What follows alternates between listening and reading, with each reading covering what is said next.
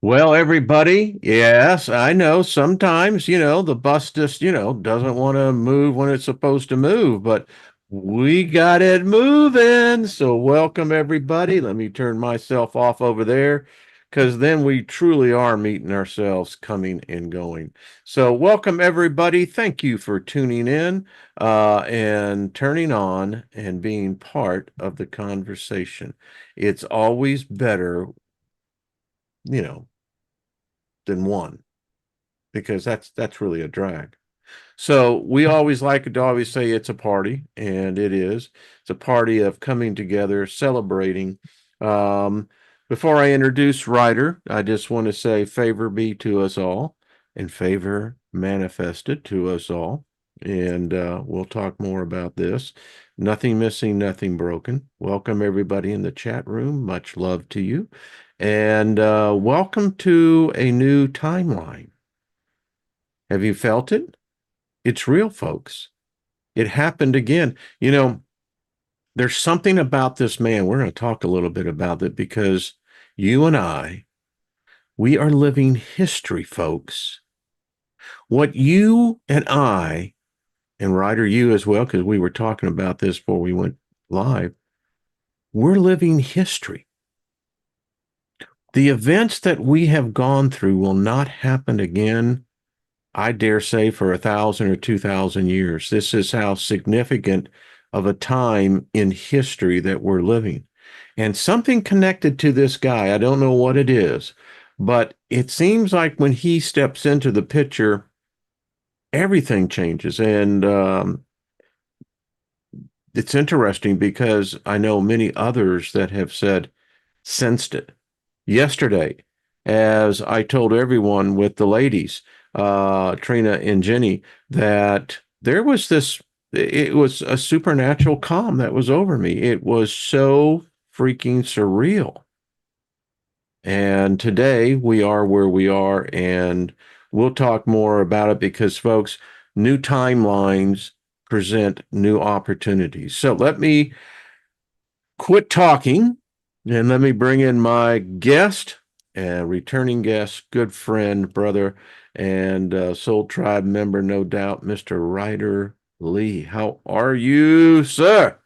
I am amazing. I am happy, Wayne, and I think we should just take a second and soak in this moment.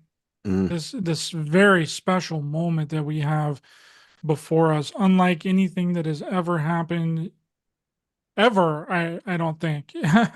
And it's so incredible. And like you were saying yesterday, I I was really calm too. And it's so interesting though, Wayne, is they made it seem like that this was going to take a really long time. They made it seem like this was going to be like 2 to 3 weeks, maybe even a month. And they were wrong. And I think that that is a really big signifier of this shift that you're talking about. And I really believe that there's no other explanation for it other than it being some kind of shift, whether that's a consciousness shift, whether that's some kind of timeline shift. But I think that this is the beginning of something really spectacular and something unlike that we've ever seen before. And I'm really excited. I couldn't be more excited. I'm the happiest that I've been in a really long time. My documentary just came out a day before the election, congratulations on that, brother. and Trump is the presidential elect. So, I mean, I Yeah. couldn't ask for a better outcome with all this. Like, it just You know shows you what? that you shouldn't worry about all this stuff. Like, and I had been worried about it for a while. I thought that What? things were, I mean, we still have a couple more months before he actually takes office. So there's this period in there that a lot of things can happen, but I'm choosing not to focus on that because I really think that we should just take this moment in and just relax and take off our conspiracy hats with all this stuff and just just breathe in the fresh air. We don't get winds like this. Mm-mm. I've never No. experienced a win like this in my lifetime. I don't know about your lifetime. Have you experienced something like this in your lifetime? Well, I would say that the closest thing that I experienced because I was a part of with the Republican Party back then was Reagan, and the years with Jimmy Carter were pretty tough. A lot of people don't remember that interest rates were at 21, 22%. You couldn't buy a home, you couldn't get a loan because the interest, and so you had these cockamamie get-arounds where you had balloon notes.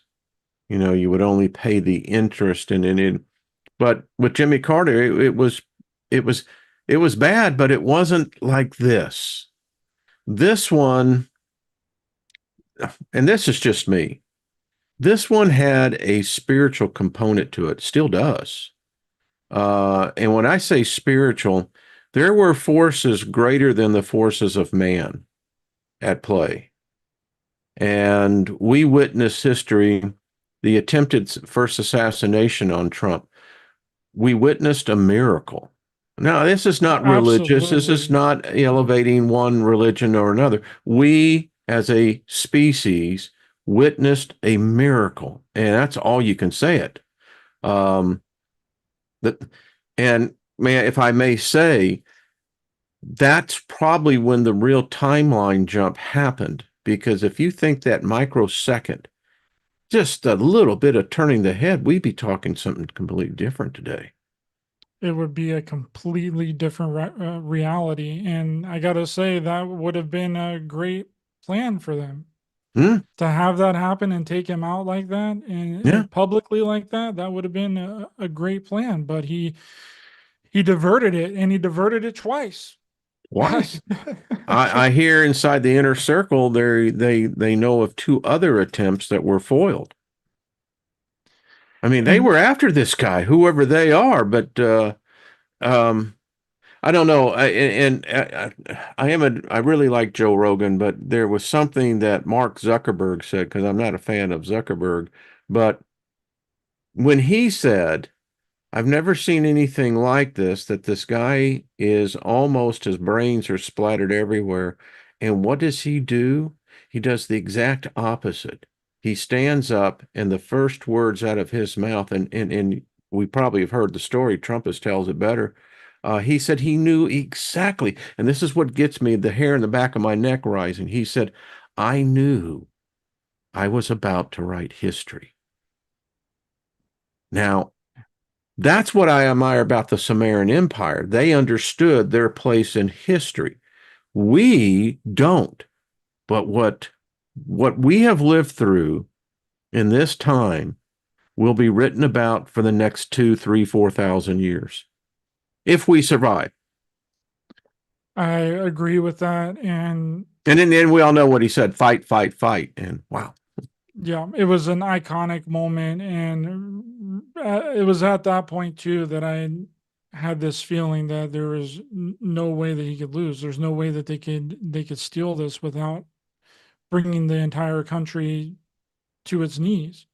yeah, Bonnie, I And have to disagree with you, sister. The man was shot, but everyone has their own point of view. absolutely, he was definitely shot. There's no way that you can fake a bullet grazing the ear. You can't stage a bullet grazing the ear. Like And most people don't there's no understand what one a that 223 is. accidentally hits someone's ear. You either hit the target or you don't hit the target. It's impossible to hit someone's ear. Like, you just Yeah, can't do it. You can't uh what's it called? Intentionally. You can't intentionally hit someone's ear. It's impossible. absolutely. There was another, I don't know if it was a podcast or another program, but and I loved what the guy's take was. He says, he says we think about beings that can manipulate time. And he said this would be a case where you would have a higher intelligence, a technology that's looking at this thing in this big grandiose layout. But he said, imagine moving time where you slow time down to such a point that all it takes is an unseen spirit to move that head just enough and allowing the laws of physics to take place as well. So you're not violating a law. Trump was an innocent victim in this case. He's going to fulfill destiny no matter what your opinion is of the man. I've met the man. He's a nice guy. He really is. But anyway, he concluded that he said if you believe in extraterrestrials, he said there is a good opportunity right there when they actually intervened in the affairs of man. Not angels, not God, not any of this, but other higher species beings. Yeah, we're living in a really incredible time right now, and I told you this privately, and I told you before the show too. And every time I talk about it, I kind of tear up. So I'm going to try not Anina, to. you're wrong on that. There is a scar. This is what I don't understand about in one aspect. There is such this psychological thing with people where Trump is concerned. And so, Soul Tribe, I'm just going to talk to you straight. You can believe what you want. The man has a scar on his ear. And, you know, I don't understand it. That is conspiracy. There was nothing of that. And if you know anything about the body, the ear has the most Heals the blood. fastest. Yeah, and yeah. Anyway. Yeah, the ear heals the fastest. And if you don't think that Trump has like some of the best surgeons and people that can fix them up really quickly, I mean, he showed it to Joe Rogan on Joe Rogan's Yeah, it podcast. was Joe right there. You Rogan's can go seen it. watch the Joe Rogan show. You see, it's Rogan's right seen it. there. He said, "Do you have a Yeah, scar on your ear?" And Trump was like, "Yeah." And he pulled out his ear and he was like, "There's the scar." yeah. And Rogan said, "Yeah, it's a little tiny scar." And they talked about how quick the ear heals. So, do y'all understand, Nina, what a 223 is? Do you understand the ballistics and the how a 223 operates, what happens when it's fired? It's not a 756, it's not a 308. A 223 is a step up from the 22. And if you understand the dynamics of how that could happen, you wouldn't have that thought. You say, well, there was no blood on his ear when he stood up. Folks, the damn bullet was going 4,000 feet per second. It has a cauterization effect when it hits something as the ear. So, all it takes is something for a moment, and those blood vessels they're going to start exploding, and then you're going to see the blood. Anyway, Yeah, it's wild. And I seen that with the community too. I was like, what are they talking about? Like I couldn't believe that they were saying that this thing was fake and staged. I was like, what are they even I don't understand what these people want. I don't understand what they're trying to achieve. I mean, this man has done, he's been attacked, he's been sued, he's been threatened to be put in prison, that's another thing that could, possibly have some ramifications later on in the month because he's supposed to be sentenced, I think, on November 27th or some yeah. time at the Well, end of the breaking month. on MSNBC on the Morning Joe. So I know something's up because they said, wonder if Biden will pardon Trump. I mean, everything else is turned upside down in this whole Why scenario. not? Why not? I mean, why not? I mean, it's a real possibility. It is a real possibility. I mean, we got Justin Trudeau up in Canada now saying that he's looking forward to speaking with Trump and working with the Trump administration, which I never thought was, I never thought that I would ever see that. So, I mean, it's kind of everything, and everything that I thought was going to happen didn't happen. So it's like, the only explanation for that is like some kind of weird type of shift. I mean, I didn't think that it was going to take one day. I didn't think we were going to know the results so soon. It happened. I didn't think that he was going to take all these swing states, which is going to probably turn out that he's going to take a majority of the swing states. But once he grabbed Pennsylvania, I knew that it was over. Whoever has Pennsylvania pretty much wins the election, and there's really nothing that they can do because the Republicans are going to hold the House, the Senate, and Yeah, they have the Supreme Court. The yeah, Supreme and Court is and stacked with Republican Supreme Court nominees. So it's like there's really nothing that they're going to be able to do politically. So their only course of action, which I thought was really interesting because I've never seen a presidential election in my lifetime, since I've been alive, where the other candidate doesn't speak on the night of the election. and Kamala did not speak. She left. She left at like 10 p.m. my time, which was, well, no, it was actually earlier than that. It was like 9 p.m. So it would have been like midnight Apparently, she EST. had, according to people that have said this to the press, she apparently had a meltdown.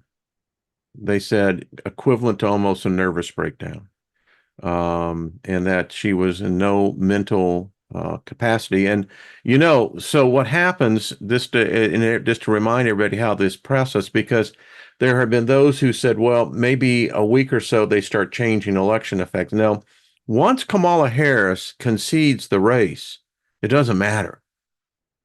She has conceded, and at that point, legally, she's out, and the results stand. That's the thing is like I don't know. She should have conceded last night. She should have. She should Yeah. have conceded. She should have hung it up because even if she doesn't concede, I don't think that it's really going to matter that much of a difference because Trump has won by such a great margin that it doesn't matter if she doesn't concede or not. They're not going to be able to do a recount or anything like that. It's not going to be like Bush and what was the other guy? Al Gore. It's not going to be like Al Yeah. Gore and Bush, where it goes on for a couple of months and there's all this And people don't dangling remember. chads. Yeah. It went right up to January 12th with Gore and Bush. Yep. And the Supreme Court made that decision. Some But historians that write, one was really close, though. This one oh, is not even close. no, I mean, no, not Trump even close. ran away with it. So even if she doesn't concede and they do some kind of, they're not going to be able to recount it because there's not going to be a reason to recount it because he's won by such a large margin. Yeah. So she needs to concede. She needed to concede last night, but she was She would supposed to come out need, and speak this morning. I don't think that she's come out and spoke she yet. has not. I think what I'm reading now is that she's going to address the nation at 6 p.m., I think, Eastern time. So, Tonight, she's waiting all the way until tonight. mhm. So it's not over. I mean, indeed, um, it's interesting, and and there's so much at play here because this is our lives. I mean, people don't understand policy, and this is what we're talking about. We're talking about the deregulations. That you can actually keep your natural gas stove. You can actually have an air conditioner because under the current administration with their Green Deal in 5 years, it was going to be almost next to impossible for Americans to number one, afford air conditioning if you had to get a unit, and two, being able to get the EP or what they call the products that they're allowing to actually allow yourself to have refrigerant air. So, Listen, there was something that Kamala wanted to do where I forget what it was called, but I read about it the other day where she wanted to tax people have that just hold stocks. oh yeah, What yeah, was that called? Do you remember unrealized that? capital gains. That's it. Unrealized capital gains. That is unbelievable. That is unreal. I couldn't believe that that would even be a policy. Like, what are these people? Are they like rookies and like amateurs? I don't understand. Like that having stocks and investing in companies is what keeps the economy going, and leaving it in there is what keeps the economy going because you have your money inside of the stock. And if you're being taxed on that, the only taxable event that should ever happen is whenever you cash out your stocks and you get money for that. But that's how a lot of people hold their wealth. They hold their wealth Yeah, inside of we stocks. do it the same way. I mean, my portfolio is up very nicely, and overnight, it really got a hit up nicely. But and for my wife and I, it was a serious concern because who the hell makes the determination on a specific day? If you don't know what the day is, but that day is where they're going to determine the unrecognized capital gains that you currently hold. And there was no provision as to, well, what happened if you took a capital gains loss? And people don't understand that it's a big, big, big deal. But yeah, Yeah, that's what that one blew my mind. I was like, "What do you mean?" And for people that don't understand how the stock market works or is never invested in that, they probably wouldn't think that that's a big deal, but that's a really big deal. Like huge, big deal. that means that everything that you have involved in any kind of stock market or any company that you're invested in is going to be taxed, regardless if you have access to that money or not. It's Well, It's I'm unbelievable. very active in the angel investment and in investment industry. There and you're looking at startups, looking at new ideas, etc.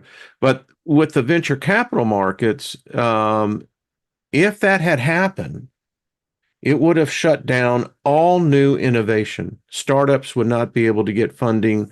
Companies that are needing mezzanine financing would not be able to find it because this venture capital, and it's, people don't know how it works, but they were going to shut down the funds.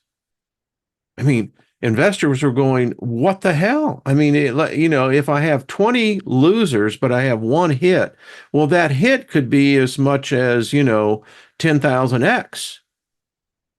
You don't realize the funds at that moment, but you're going to be taxed on that. Yep. Yeah, that was an Can unreal you spare thing. me a dime, brother? Uh, That's this is, right. I like this because this is, it's a little off the path that we typically hear, but these are things that I see a correlation here. For expanded knowledge and the opportunities of new innovation, new products, new theories, new ideas, you have to have this environment. And you and I were talking about this, and one of the things that Trump has said, and now he said it's, I think, in his acceptance speech, right? You stayed up and I did not.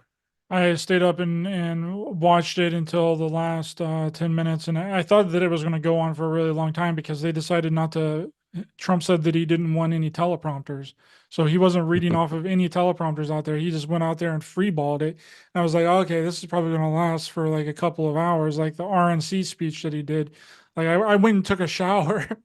I watched for an hour the RNC, and then I went and took a shower, and then came back. He was still talking, and then I went and used the bathroom, made dinner, cooked dinner, ate dinner, and he was still talking the Still entire time. So talking. I thought that it was going to go on for a really long time. So I went and did some other things around the house, and then I came back, and then I was like, "Oh well, it's over already." He was only up there for maybe 28 minutes, I heard. yeah, not very long. Yeah. And yeah, it was a really, and he brought up a few other people, Dana Musk. White, I think Dana it's going to White. be exciting to see the Silicon Valley crowd get involved, and our Robert Kennedy Jr. He's going to be in the cabinet as well. Yeah, just And I yeah, think that was a really big curveball for them because RFK Jr. he had a yeah, he lot did. of support, and that was a really big curveball that was thrown in their direction because RFK had said, because I followed his campaign since the And he's beginning. still a Democrat. Yeah. Yeah, And I followed it since the beginning, since he announced that he was going to be running for president, and then Biden administration completely shut him out of the Democratic Party and made him go independent. And I still followed him because I liked everything that he's been talking about. You know, the health crisis that we have, the obesity crisis, the addiction crisis, and the things that he wants to clean up. And he's done a lot of fantastic environmental work. He cleaned up a lot of rivers in the United States and sued the pharmaceutical Monsanto. companies are shitting in their pants. They are, and so I followed him a lot, and he had said several times that he would never team up with Trump. And I was like, okay, well, that just kind of squashes that whole thing there because I was hoping that Trump was actually going to pick him for VP, but at that time, Kennedy was still on his campaign to be running for president as an independent. And then the tides turned, and then he joined in with Trump, and I was like, man, this is a freaking curveball that they were not expecting. I don't think that they expected that because RFK had Oh said no, several times that you know his wife would. He was joking, of course. He said his wife would kill him if he joined the Trump administration, and I was like, okay, well, if he's saying that, then it's probably not a possibility, but it happened, and I it's really a don't. And miracle. It's a he had like miracle, I'm telling you. he had so much support from not only the left but the independent voters, the undecided voters. They were they wanted something different, and then he joined up with Trump, and it's I think that that move right there, and the combination of him, being shot at in an attempted assassination, just threw him over the edge. I'm an independent, and I've known Democrats, Congress and senators and Republicans. But the interesting thing that I think where Kamala was concerned, this desperation, and that which began to tell me something was really up here when they went so far to the extreme in the vitriol name calling, character assassination, going to the extreme of, invoking, Nazis and Hitler. And, you know, as I'm on the record of saying, if you're before an investor conference, you might as well just give up if you're going to go out on stage and present yourself, and all you're going to do is tear your competitors down and never mention what your product really is. You're not going And to get funding. that's all Kamala did the entire That's all. presidential That's all debate. she did. Yeah, and it was a bonehead move. I mean, and I think her not getting on Joe Rogan was a bonehead move again. I mean, She wouldn't have been able to handle that. She wouldn't have been able to handle a 3 hour that's true. conversation No, with Joe Rogan. She would literally melt to the ground. I mean, she can barely say anything without reading off of a teleprompter or reading what she's supposed to say, and that's like the whole wild thing. That's what happened at the most recent rally that she had, where like Cardi B was up there, and yeah. Cardi B's teleprompter screwed up, and she just stood there for a minute. She didn't say anything because she couldn't say anything because she couldn't read it. I'm Well, like, doesn't that kind of go into like the whole, when I saw that moment, I thought of your movie, MK, MKUltra. I mean, that is what the movie is about. And I think we saw so much on display in this election cycle that why don't we, and it's a nice way segue. And by the way, everyone in the chat room, I still love you. You can have a different idea. It's all right. just because we got different ideas and different thoughts, we're talking about different things, doesn't mean that we don't like you or that we hate you. That's it the complete stimulates opposite. good conversation. We need to have discourse again. Like we need to have good debate again. We need to We have, do. and that's what's been lacking from this. And in this whole age of social media has turned healthy debate and disagreements into like attacks and Yeah. character assassinations and Do character they still attacks. teach debate in schools, I don't in think high they school? do. Yeah. I don't I think they was on do. the And debate club. I I loved was it. too. I did debate. I took debate, and I loved it because it's supposed to be expanding. It's not supposed to just get up there and like attack your opponent. You're supposed to bring up points, counter arguments to what your opponent is saying. And I can say what I learned in school from debate in the principles of debate played a major role later in life, particularly, I was hired as, I turned around companies and launched startups. Um, you have to have that ability when you have someone criticizing you on a judging panel, you can't take that personally. no. You have to be adapt enough mentally that you can come back and immediately begin to counterpoint the point.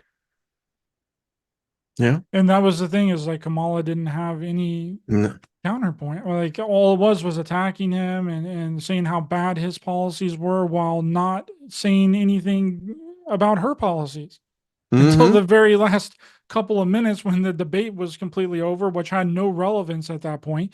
It wasn't even the question that was asked. And then she goes on about how there's going to be, that she's going to give some kind of tax break to new families and new businesses and give them like a startup income. That's the only thing that she said the entire debate. And the rest of it was just tearing down how bad Trump's policies were I without still giving don't any know what her policies of her economic own. policy I was. I don't either. don't I know don't what think her anybody does. international foreign policy was. I didn't know what her domestic policy, and that's what I was looking for, was something of substantive meat to saying, all right, I know what Trump's going to do, and Yeah. and here's the thing, a reckoning is coming. He got his first administration was full of saboteurs. They were those that were purposely in there to ensure that whatever his agenda was not going to be able to move forward. I mean, two impeachments, all of this. I believe this one's going to be a lot different. And he said that in Joe Rogan's interview. He said, I learned my lessons from the first one. Yeah. Yeah.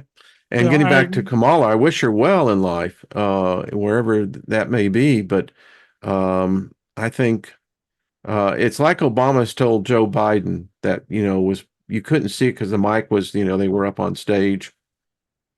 And so a person who can read lips, she said exactly what the discussion was. And Obama told Joe Biden, he said, she doesn't have it, what it takes. And here's my problem with Kamala Harris. She never earned it.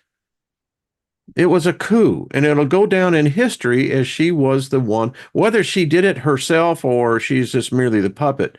Um, and Americans, I think that's what I'm reading now with many Democrats, that they felt that she basically nullified their vote, disenfranchised them. And so she never paid a price for the nomination. It was just, she just took it. And whereas with Trump, he had to work his ass off in being able to get into the message. And, I Yeah, think that's we another saw it. thing is that the Democrats screwed up on is that they didn't have a bench. They didn't have a bench of people to No. that could come up. They haven't propped anybody up. There's literally nobody else on the Democrat side. They couldn't even find anybody but an old man with dementia to run against Trump in 2020. And she What do never you had think? one person, one senator, one congressperson. I mean, it was it was on, stumping for it. I'm pretty sure that that's the first time. There's been a lot of firsts with this election and in the process that's led up to this election, but I'm pretty sure it's the first time in American history that someone has gotten the nomination, the Democratic nomination, without a vote. With one single vote. And I hope Trump is right. I hope that he is prophetic in his proclamation that he is ushering in a golden age. He said that last night and at the speech that he when he came out and accepted the win. He said that we're going to be that this is going to be a golden age, that he's going to bring about a golden age for the United States. I think for the rest of the world, it's quite remarkable. The world leaders that they didn't waste no time. I mean, as soon as it hit the wires and it had been called, by all the other news agencies and everyone with the official votes coming in, that the list of phone calls, it was like, oh, thank God, whatever God that may be. I mean, Netanyahu said, quite remarkable. He said it's a miracle. He said it's the comeback of all the ages. Yeah, Yeah. I agree with that, and I was And sitting if we there and I could was like, step back from the precipice of World War III, if we can end the Ukraine nonsense and stop the slaughter of human beings in a needless conflict and back this down in the Middle East, yeah, I'll take that. I think that we have averted if things don't turn out the way that some people think that it's going to turn out with these next couple of months, and something major doesn't happen and everything runs smooth and he gets in the offices and the inauguration goes through really smooth. I 100% believe that we have averted civil war. We've Yeah, averted World War III. I think yeah. we've averted all of that stuff. It's all going to be gone. And I don't understand why people wouldn't want that. Why do they not want that? It's like, it's It's like, starting to seem like they want war. It's starting to seem like they yeah. want a civil war and a World War III. It's like you haven't been able to eat in a week and someone's offering you this beautiful buffet and you're gonna go, nah, I see that you got cranberries. I don't like cranberries. That's I'd rather right. have war. It's like, geez, come on, folks. Let's And I'm stop telling you this. right now, you don't want that. You don't want war. You don't No. want a civil war. Mm-mm. And it might look fun in the movies. It might look fun in those disaster movies, all the everything being in chaos and a lot of the apocalyptic zombie type movies. It might look fun, but that's a Hollywood version of it. You don't want it. It's going to be bad. Mm-mm. And I think that we should be doing everything that we possibly can to avert war and avert an uprising and avert any kind of civil unrest and avert any kind of civil war. And I think that that will happen if everything runs smooth in these next couple of months up into the inauguration on January 6th. And if that goes smooth, everything's good. They don't try and take him out again. Something doesn't happen. He doesn't get put in prison. Then we're sitting really pretty. We're sitting real pretty.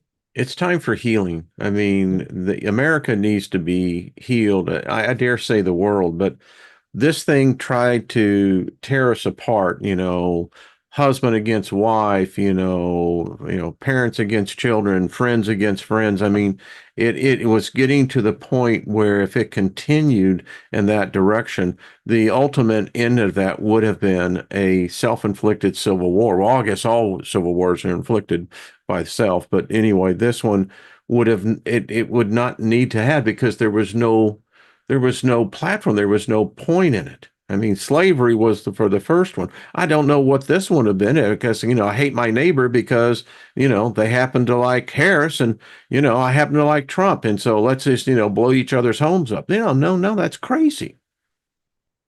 If it were to happen, it would have been an uprising against the government. That's what it would have been about, and it would have turned into some kind of civil conflict with neighbor against neighbor. But the catalyst for getting to that point would have been in Washington D.C. and people I went being into the store this morning and I can tell you there was, we were talking about different timelines.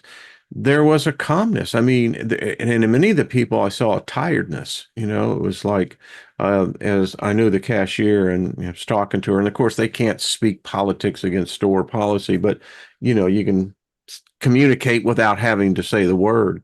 And I said, it's a remarkable feeling of calmness. And she said, yes. She said, and doesn't it make you somewhat just tired? I said, well, I think we're all going to sleep well tonight. Yeah. Now I know that there's another half that are no way in that they're devastated. They have been, disappointed, and we get that, and it's going to be all right. I'm just telling you right now, it's going to be okay. And just allow yourself to have a little bit of leeway in your strong held beliefs and thoughts. Ideology is fine, but if taken to the extreme, it becomes a hindrance of being able to accept other people's thoughts or ideas. Let's just take a break, America. Let's allow the process to have its way. And both Democrat and Republican said last night, Obama and Bush both made the point. We saw American democracy in action, and it worked. And that's the most beautiful thing. We are one of the few countries in the world that where we have this process every 4 to 8 years where there is a change in government. And we can do it peacefully. We do it in a civilized manner and order. And the next part of this process is what, December 12th? I think that's when the Electoral College comes together, certifies the vote, and then that then is then taken to the vice president, head of the Senate, in which then he will then bring it forth as its final certification. So those are the next steps that happen. And I believe if Kamala drops out and concedes the race. What's so wild is Kamala is the vice president. I know.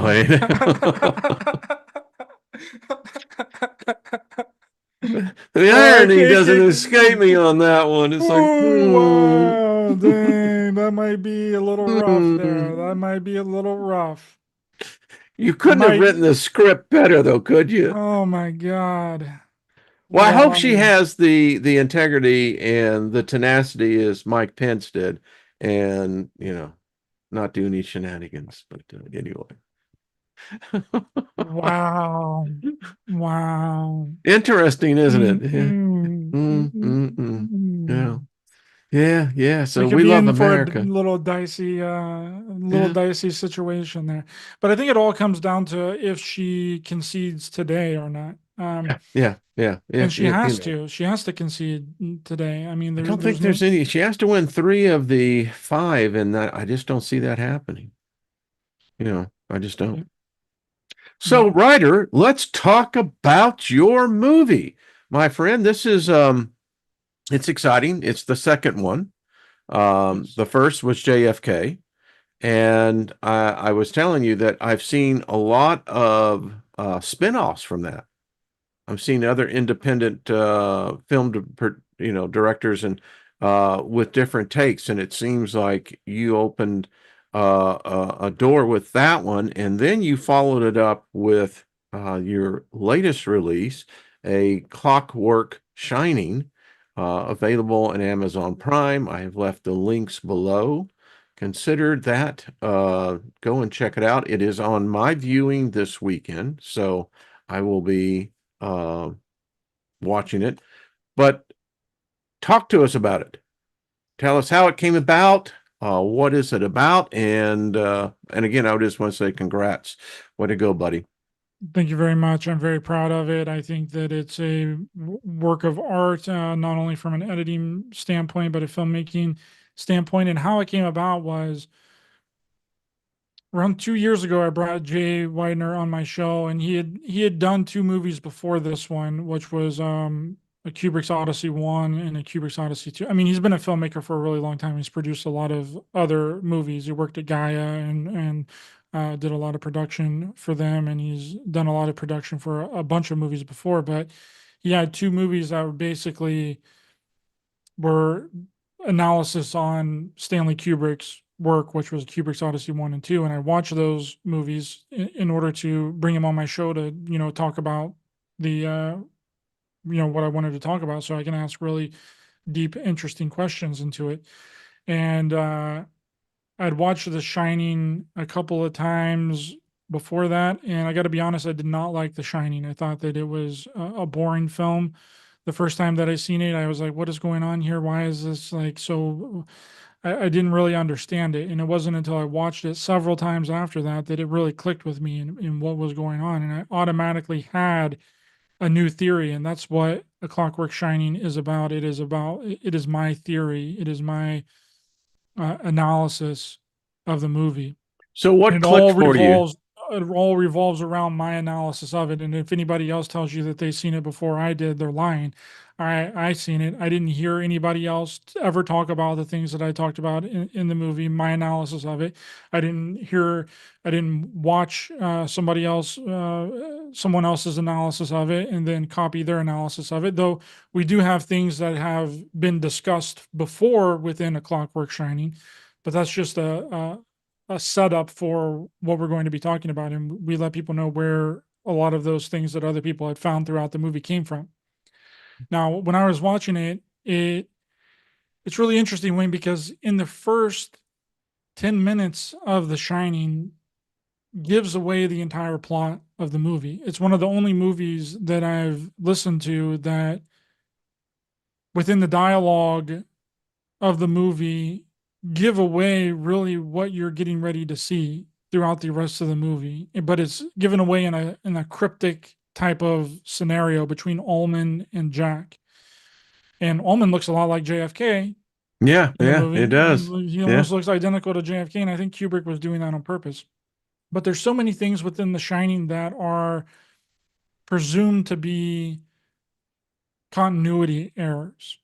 Like and we showed them all in the movie. One of the first ones is a sticker that's on Danny's door. In one scene, it's there, and then in the next scene, it's gone.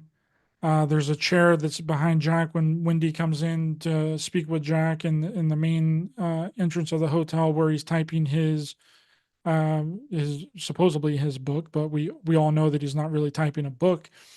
Um, there's a chair behind him, and then it cuts to Wendy, and then it cuts back to Jack, and the chair is gone.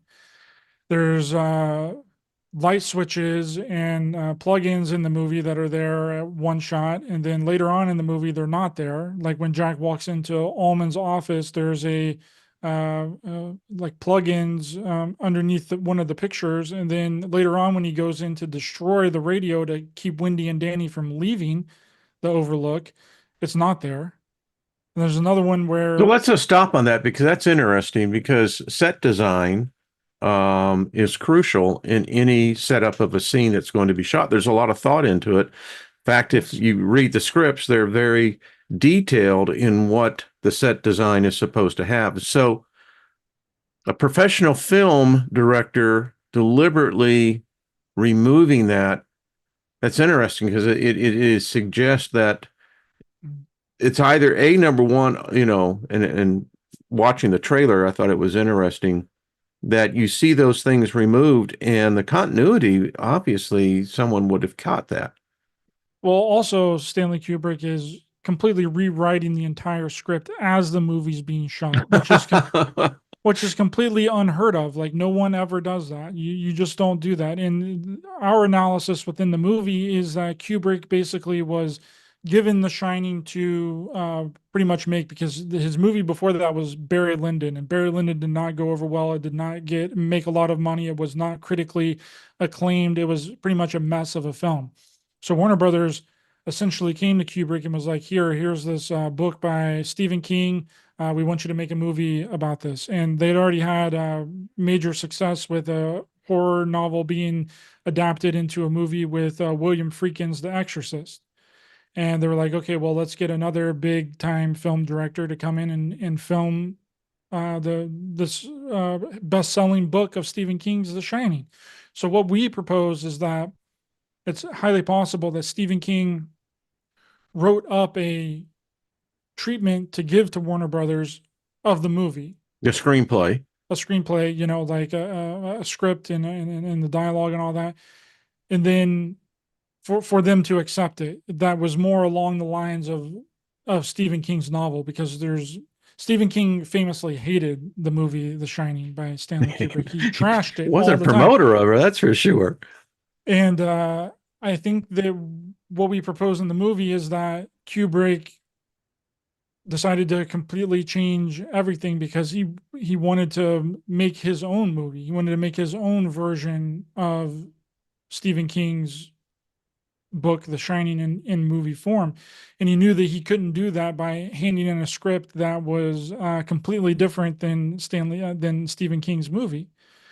So, and then that way he can also put things in the movie that are very symbolic. There's a lot of very symbolic things. And honestly, whenever I was watching it over and over and over again, I was like, there's absolutely no way that I'm going to find things in this movie that people have not seen before.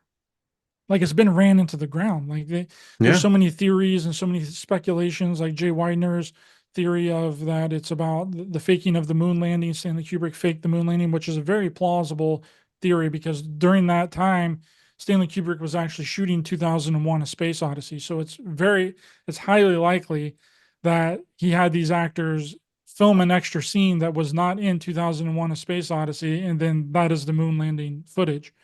But we don't really get too much into the faking of the moon landing in the movie, but we do bring it up and we do talk about it. But as I was watching it several times, I'm like, hey, like there's no way I'm going to find things in here that people haven't seen or any kind of new theory. And I was watching it and I'm seeing these things that I had never heard anyone ever talk about before. And I'm like, holy crap, this is, and one of those things is the first time that we meet Wendy and Danny in The Shining. Wendy is reading a book, which is called Catcher in the Rye, written by J.D. Salinger, which was also on the scene of two major assassinations in the United States within a year of the release of The Shining. So it was in The Shining. Stanley Kubrick had it in The Shining. And then less than a year later, you had the Mark David Chapman murder. Then you had the John Hinckley assassination, the attempted Yeah. assassination on Ronald Reagan. They were both reading it. They both had it on their person. They had it with them when they attempting to kill Ronald Reagan. It didn't actually happen, but he fired shots. I think Ronald got hit in the back. I think he Yeah. got in the He back. almost died. I mean, it's amazing. Love Ronald Reagan. You heard what he said to the doctors, right? No, what did he say? Says, any of you hope you all voted Republican, right? But there's that, and that's in the very beginning of the movie. And then with Ullman basically telling Jack in the dialogue between Jack and Ullman, he's like, "Listen, this isn't a very physically demanding job. This is a psychological job. This is mentally taxing, and that's him giving, Jack a cue that this is like an experiment. This isn't like a normal type of job. And then later on, when Jack is sort of in like a psychosis and going after Wendy, Jack is like, "Do you not know the responsibilities that I have to my employers?" And then also within that conversation between Ullman and Jack, they talk about these people in Denver like all the time. They bring up the people in Denver like 4 or 5 times in the conversation. Like, who are these people in Denver that they keep referencing? And so there was a lot of things like that. And then I was the first person to see that there's a handprint on a bloody handprint on the lady's ass whenever Jack gets up from the bar, whenever he's talking to Grady and Grady gives him drinks. Whenever before Jack runs into Grady and Grady spills the alcohol on Jack, there's a lady that walks past right in front of them that has like a bloody handprint on her ass. And then there's a Nazi swastika Yeah, what's that about? in the background of the gold room, Yeah. which correlates to what other people have seen, which I did not come up with. I learned about it was that at the end of the movie, there's whenever the camera pans into the picture frames on the wall, there's a when the shot fades from the far away shot to the close up shot of Jack's picture on the wall, just for a split second, you can see like a tiny Hitler mustache beginning to form on Jack's face, which it all wraps up nice and neat into this movie because we propose that it's really a mind control operation that's happening up at the Overlook. I mean, it has everything, all the telltale signs of it being a CIA experiment, especially when you look at the Monarch poster on the wall when Danny sees the twins. That's one of the first things that Danny sees at the hotel that's anything that's strange. He sees the twins in the games room. And I didn't see this to begin with. Again, I'm trying to make distinction here. I wasn't the first person to see the Monarch poster. Other people had seen the Monarch poster before, but they never talked about what it actually means, what Monarch actually means. They try and relate it to like a dynasty, or that it's referring to Monarch Mountain in Colorado, which is a possibility. But Stanley Kubrick, he could have put anything on that wall. Like, why did he put a poster that says Monarch at the bottom of it? And why did he do all of these things? And another thing, there's a whole ending to The Shining that nobody even knew about that was cut from the movie that really explains the entire movie and shows that that it was basically a CIA operation. Oh, Uh, really? yeah, Stanley Kubrick cut out the entire the original ending of the movie. So was were they being used then as an MK Ultra experiment? Well, when you look at the book Catcher in the Rye, a lot of people have said that Catcher in the Rye is like this MK Ultra assassination trigger that triggers people to kill people. And if you look at The Shining, what's Jack doing throughout the movie? He's trying to Yeah. kill people. He's trying to kill his family. Yeah. went, went, ended up killing himself, I think. So so what do you think Kubrick's was, because I always think of, like Apocalypse Now, Yeah. another one of these movies that movie is one that still kind of jacks with my head a lot. If you watch it, it's so intense. But I contend that the whole setting of the backdrop for The Shining is has always been a little bit odd because it's trying to makes you think it's supernatural, but it's really about a man's own psychosis. Yeah, so it's hidden under the guise of something supernatural, and that's something that we bring up within the film too. Is like, this is one of the greatest people, put this on their top five at least Yeah, horror films of all horror time. films. Yeah. But it's not really a horror film. There's nothing that happens throughout the movie that's considered horror until the last 30 minutes of the movie. Mm-hmm. That's it. So it's like, I found it at points that it did kind of drag in the middle because it again, but I love how you're coming at this. If you look at Jack's character, I mean, the guy is just going deeper and deeper, you know. It's like he's losing all basis of reality.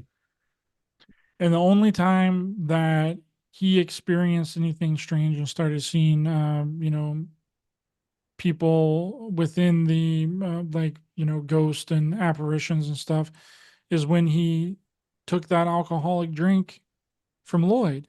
Then he goes Yes. into room 237 because Wendy comes down, and Wendy is like, "Oh, did Danny got attacked by this old lady in an upstairs room?" So then he goes up there, and then he sees the really attractive woman then turn into an elderly lady. And then when Wendy asks him about it later, he's like, "Nothing happened. I didn't see a See, damn thing up there."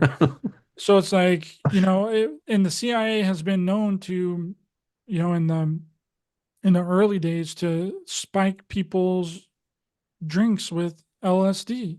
There's hmm many cases of that. There's even cases of people spraying LSD aerosol in a room to make people trip out. And one of the famous cases of that was, I'm blanking on his name, but Sidney Gottlieb spiked this guy's drink.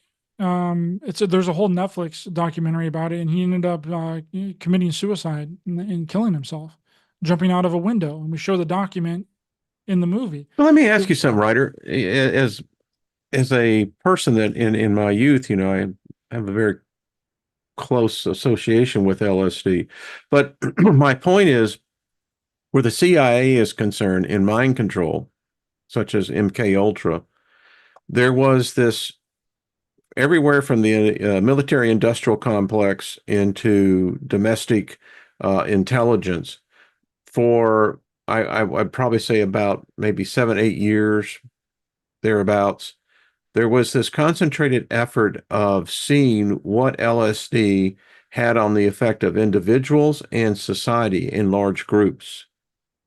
What do you think the purpose of that was? And it was incorporated in a number of films. Well, taking some kind of hallucinogenic knowingly, and you know what it is, and you're Hmm. taking it and you're expecting to feel the effects of that, is Yeah. one thing. But unknowingly getting dosed with it, you're going to think that you're losing your mind. Mm. Yeah. You're going to be like, what is going on right now? What is Particularly the happening? LSD the government used. It was, you know, sometimes many times 500, 750 mics, which that will fuck with your head.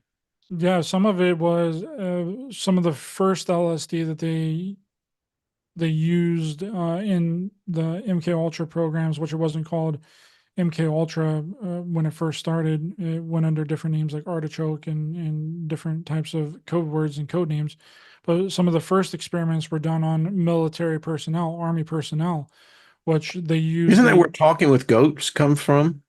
Those guys were that's the star that's involved with the remote viewing program, the Stargate project. Lynn Buchanan, which the I've had on my show several times. He was the character in the Men Who Stare at Goats was named Lynn, and it's kind of based off of Lynn Buchanan's experience. I okay. mean, many people will claim that the Men Who Stare at Goats is about them and all that, just like they do with Stranger Things. Like, I'm the real 11, just like in Breaking Bad, a completely fictional show. People will be like, I'm the real Walter White. There's several people say that they were the real person. But With the the LSD, though, I mean, there was a purpose. I wonder, many times, I don't think we really get the full story. I think there was far much more that they were digging for. Oh yeah, it wasn't. It just didn't have to do with LSD. It had to do with many drugs. A lot of the antidepressants and antipsychotics also came out of the MK Ultra programs that were tested on individuals before they ever hit the public. Adderall, Ritalin was all tested on MK Ultra patients before they were given to the public. So pretty much we have a list of all of the medications that the CIA tested in the MK Ultra programs in the movie. In the And, movie. and Okay. there's like over 100 different medications that they were using. And Sidney Gottlieb, the head of the MKUltra programs, had a brother that was a plant biologist. So there you go. You know, the Hmm. plant biologist is the brother of the head of the MKUltra programs. So that's just putting two and two together. There's not really any, you know, proof that he was making concoctions, but it only stands to reason that if he's a plant biologist, he's making weird concoctions and giving them to his brother to use on these patients. So when people think that it's just LSD, it's not. It's like almost every single pharmaceutical medication that is readily used today was used in those programs before they were given to the public. And then what do they put kids on when they Yeah. don't behave or when they're not in school? Ritalin or Adderall, right? Or some sort of ADHD medication. And that And I've was, heard that this has gone back further. If you go back into the era here in the United States where we had asylums, these mental asylums which held 5, 6, 7,000 patients at a time, that it is said that this was more government driven because they didn't have the accountability factor that they would have today, and that many of the breakthroughs in drugs and what have you that we have is because of the experiments that they did on the so-called mentally ill. yeah, the insane asylum thing was a That would be a really good wild. documentary, because there was some evil stuff going on there. I mean that the governments and the medical industry knew about, in fact, condoned. Yeah, and propped up. And I just had Juan Ayala on my show recently, and we did a whole thing on like trepidation.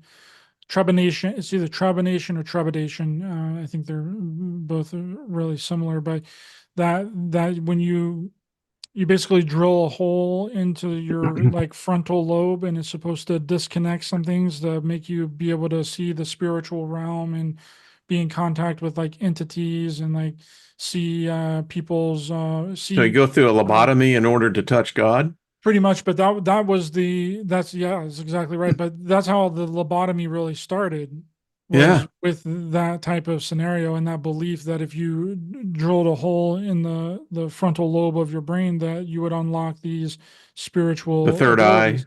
And then it eventually turned into lobotomies, the transorbital lobotomy, the open brain lobotomy. The open brain lobotomy were some of the first ones that ever happened, and that's where they would literally just surgically just Mm. open up your skull and screw around with your brain. And then they realized that all they have to do is disconnect that frontal lobe thing. So then they just took an ice pick and put it through your tear duct of your eye and then wiggle around the ice pick, and it turns you into basically a zombie. Now that's a horror film, brother. I don't care what anyone, that just the thought of that alone. I mean, holy crap. Yeah, I went to some insane Damn. old insane asylums that are still up and running. There's one in Weston, West Virginia called Do they Trans-Allegheny still have Lunatic them? Asylum. No, Yeah. they're not up and running anymore. Yeah. They just do like tours. They do like historical tours, and some of them do like ghost tours at night and paranormal tours and stuff. But the Trans-Allegheny Lunatic Asylum is the second largest handmade building in the United States. Is still standing. It's Yeah, it's massive. huge. You Huge can't get property. I've seen pictures of that. Yeah, you can't get a the whole thing in one photo. And by the way, that's one of the things I have against Reagan. Reagan basically cut off all funding of, and let me just say that there were a lot of asylums that were a refuge for people that were truly had issues, and that there were therapies that were able to help them overcome that. So, but during the Reagan administration, they shut them all down. I mean, I remember driving through Mississippi and seeing the Mississippi State Mental Asylum. You know, yeah, Yeah, and they would literally admit people for the most ridiculous things. Like you yeah. could literally take your family member or your wife if like you just didn't want to be with your wife anymore, you could just take her and drop her off at the insane asylum.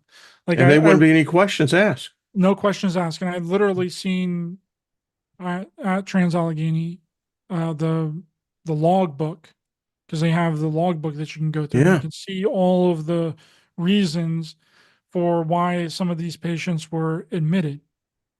And one of them was What a just like, well, one of the funny ones is like excessive masturbation, which I thought was really funny. Like the So guy how just much is went. too much and how much is too little? I never read that book. But We're I thought sorry. that, We're finding that and is that male or female? I'm now I'm really confused. yeah, I was reading through it and I went down to the bottom and it just said reason for admission, masturbation. That's how insane it was back then, though. And some of the entries were for just having a common cold, just being a little sick or having an upset stomach. Like they would literally just take their family members and just drop them off at this insane asylum. And they went through torturous things. At that point, it was like, electric shock. It Oh was, yeah. Oh my. super like ice baths, like torturous conditions. Like it was just a really bad scenario to be in. So in an enlightened society, us folks, this is where our parents and grandparents are from. And that was completely acceptable. I'm asking, what the hell is wrong with us? And let me tell you, Ryder, and I know we've really gone over. Thank you for hanging on. But so the the skeptic within me says, "All right, Steiger, you've got tens of thousands of people that didn't have to be accounted for. Now, what makes you think they stopped doing that? Hmm, So where are they getting their victims at?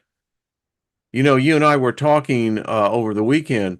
You know, the thing that's not talked about is the number of missing homeless.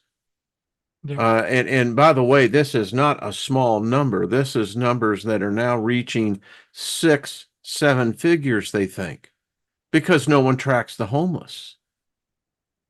And I can't help but not think, and this is just the conspiracy theorist in me, says that these facilities still exist. They just don't exist out in the open. yeah. I would. It's highly plausible. I mean, think about it. What was the reason that we did that back then? Like, did we do it because there was actually something wrong with these people, or was there nothing wrong with them, and then we still put them there because we didn't want them a part of our society anymore? We wanted this, this perfect, picturesque kind of society that looked amazing from the outside. So we took all of the people that might have been different and we locked them up. I contend that, But you now it's look, not that anymore. Now it's we'll just put you on 50 medications. Now we'll yeah. dose your child up with antidepressants, antipsychotics, Adderall, Ritalin, nerve pills, whatever.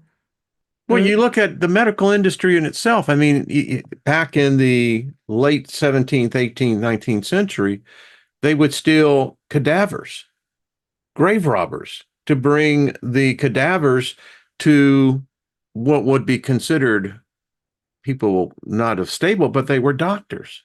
So we learned the anatomy of the human body. And then you got to take it that the brain is the last frontier. You figure the brain out and you've got the holy grail, so to speak.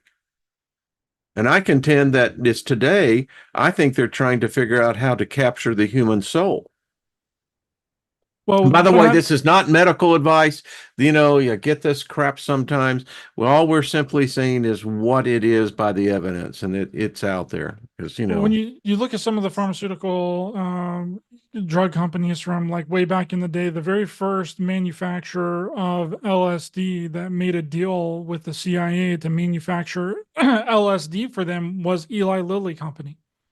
yeah, And Eli Lilly Company was also the first manufacturer of Prozac.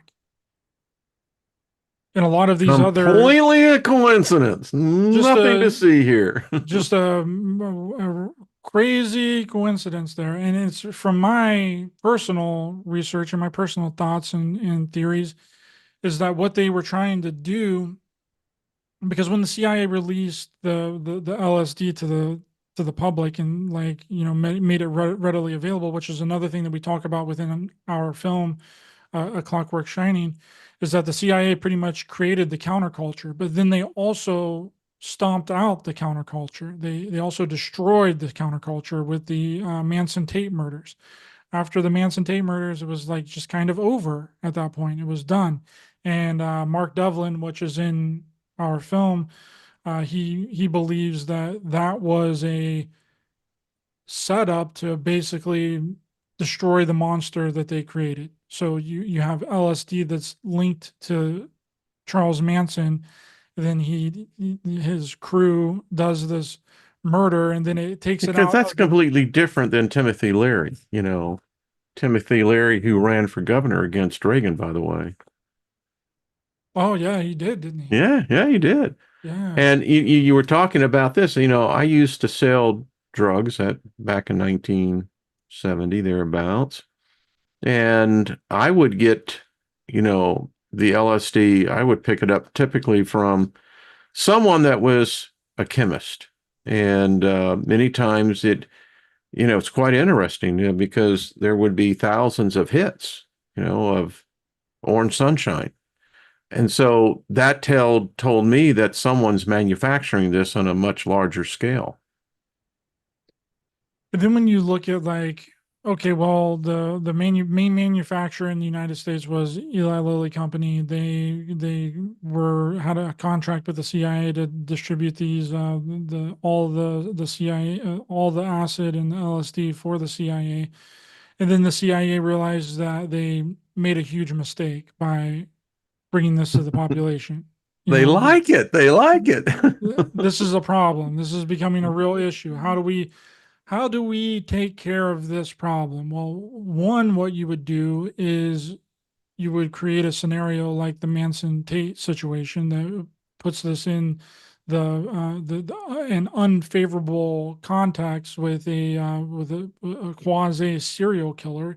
So you would link that, and the next thing that you would want to do is that you would want to take away all of the enlightening effects and consciousness expanding effects of LSD, but you would still want to have the drug. and So then that's where and it Prozac comes in. That's where these antidepressants come in. They're an of which I offshoot. think are far They're an more offshoot of LSD, but without the enlightening and consciousness expanding effects of it. It's the dumbing down and the zombie effects of it. So they've chemically changed LSD at its fundamental structure to rid the drug of any uh, healthy benefits, and then they yeah. put the culture and the society on antidepressants and antipsychotics. I mean, when you look at the statistics of how many people are on pharmaceutical medications, is ridiculous. Over half the population in the United States is Oh on some yeah, form yeah. of pharmaceutical medication. Yeah, yeah. It's back when I was single, I dated a couple ladies that were, it's like, geez, you know. Well, Ryder, this really went way over. I apologize for that. Interesting conversation, and someone talked about Quaaludes. Yeah, got some stories on that one. Woo! Oh boy, oh boy, oh boy, oh boy. Great sex, though. That's all I got to say. Sex on LSD wasn't. That's a whole bucket deal. But anyway, I'll Yeah, keep my because if you mouth. start laughing, you just laugh the whole. True story. You forget what you're doing.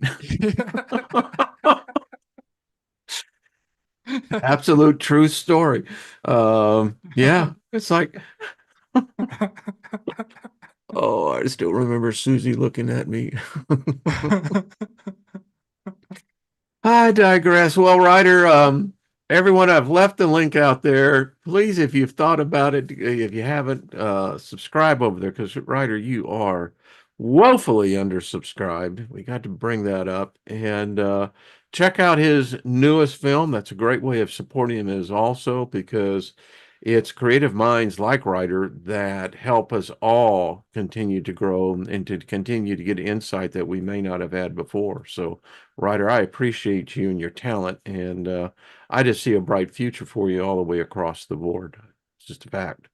Thank you very much, Wayne. Appreciate it. You've always been there to support me and support everything that I do. You're a good friend and someone that I really look up to, and I appreciate you having me on. And Oh, please check out my documentary, A Clockwork Shining, on Amazon Prime. Just type in A Clockwork Shining, rent it, buy it, and support independent filmmakers, because independent filmmakers is where it's at. Hollywood is dead. All Hollywood wants to do is remake, reboot, use recognizable IP, and that's coming to TV as well. They're doing nothing but remakes, reboots, prequels, sequels, requels, and it's getting ready to infiltrate into the TV movie industry as well, which is a sad thing, because the TV it was kind of the last stop for creative people to get out there their own stories. But now that's getting ready to go away as well. So please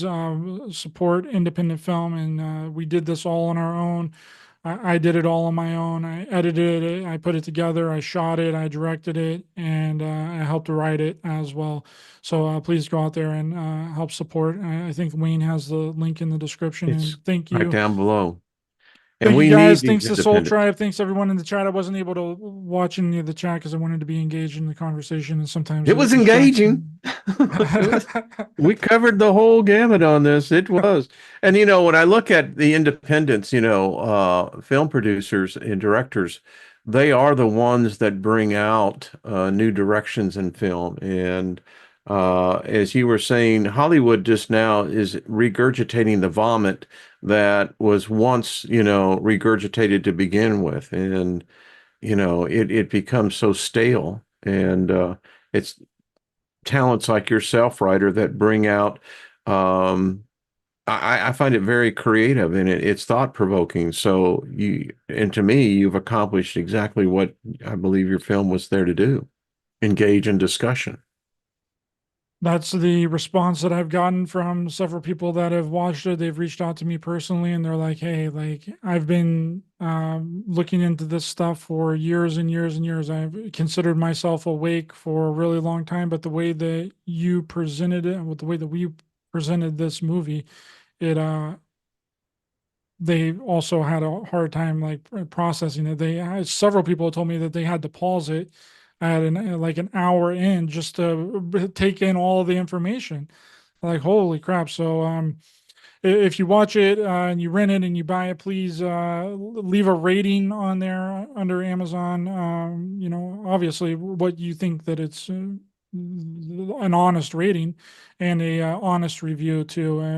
Would really appreciate that. So if you're able to purchase it, I'm glad that the election went as smooth as possible so far. So that because I was really worried about that.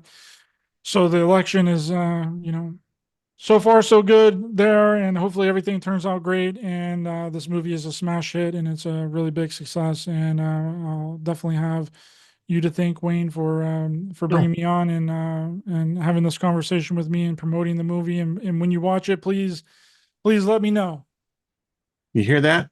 This is the way we can support one another as a community and as a group.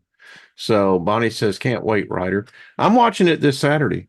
Saturday is typically the day because I love watching independent films, and Amazon Prime offers a lot of that. And in fact, they have a whole category of that. So Yeah, watch it with your wife. I am she's usually right beside me, good deal. I'd Yeah. be interested to let me know what she thinks as well. I'll I let you think that know would be that. great. Yeah, yeah.